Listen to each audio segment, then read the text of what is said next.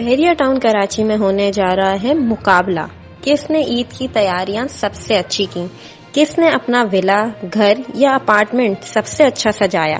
بحریہ ٹاؤن کراچی میں سب دیکھا جائے گا۔ آئیے جانتے ہیں اس خبر کے حوالے سے۔